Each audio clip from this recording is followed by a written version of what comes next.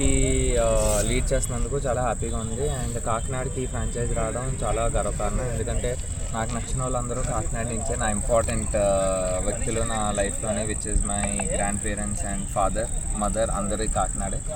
నేను పుట్టింది east Godavari. So ఎక్కడ సార్? రామచంద్రపురం. సో ఈస్ట్ గోదావరిలో పుట్టి ఈస్ట్ గోదావరికి ఒక ఫ్రాంచైజ్ రావడం ఆంధ్ర ప్రీమియర్ లీగ్లోని, అది తప్పకుండా చాలా గర్వపడే విషయం. అండ్ టీం వరకు వస్తే కాకినాడ కింగ్స్ ఓనర్స్కి అందరికీ నేను హృదయపూర్వక ధన్యవాదాలు తెలుపుతున్నాను. మాకు ఈ ఆపర్చునిటీ ఇచ్చారు. Kakinada itself is a legacy.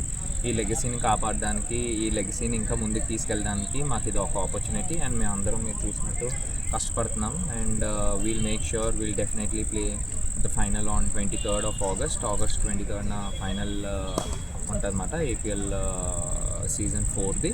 And special mentions to east Godavari district. ఈ తక్కువ నోటీస్లోని రఫీ గారు కావచ్చు, హరీష్ గారు కావచ్చు, అండ్ సత్యనారాయణ గారు కావచ్చు, అందరూ చాలా మంచి ఫెసిలిటీస్ కలిగించడం జరిగింది.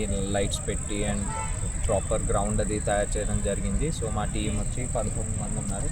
మేమందరం ప్రాక్టీస్ చేసి ఈ టోర్నమెంట్లో మా బెస్ట్ క్రికెట్ ఆడదాం అనుకుంటున్నాం. అండ్ స్పెషల్ మెన్షన్స్ టు సానా సతీష్ గారు, బికాజ్ అతను వచ్చిన తర్వాత as a secretary 7th team అనేది ఇంట్రడ్యూస్ చేశారు. ఇంతవరకు ఏపీఎల్ ఓన్లీ 6 టీమ్స్, కానీ ఈ season 7 teams, which is a great initiative. And players extra 19-20 ప్లేయర్స్కి అవకాశం ఇవ్వడం జరుగుతుంది. అండ్ అదే కాదు, అతను ఒక లీడర్షిప్లోని అతని లీడర్షిప్లోని పొటెన్షియల్ ఉన్న క్రికెటర్స్ని చాలా ప్రోత్సహిస్తున్నారు, which is a great thing. And I think it is the way forward.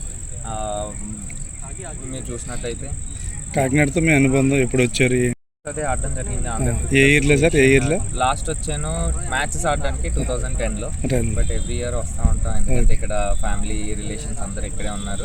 నేను వైజాగ్లో పెరిగినా సరే పుట్టింది అండ్ మా గ్రాండ్ పేరెంట్స్ అందరు ఇక్కడ కాబట్టి కాకినాడతో కూడా అనుబంధం ఎప్పుడు ఉంది. అండ్ వైజాగ్ అడాప్ట్ చేసుకుందని చెప్పొచ్చు, బట్ కాకినాడ అదే ఈస్ట్ గోదావరి జన్మనిచ్చిందని చెప్పచ్చు. ఈస్ట్ గోదావరి అసోసియేషన్ ఎన్ని సంవత్సరాలు ఆడారు సార్ ప్లేయర్గా? నేను వైజాగ్కి ఆడాను. కానీ ఇక్కడ ప్రాక్టీస్ చేసేవారు అంతేనా? ఇక్కడ మ్యాచెస్ ఆడేవాళ్ళం, డిస్ట్రిక్ట్ మ్యాచెస్ ఈ గ్రౌండ్లోని. మీరు వైజాగ్ టీం నుంచి తరపు వచ్చి ఇక్కడ ఆడేవారు?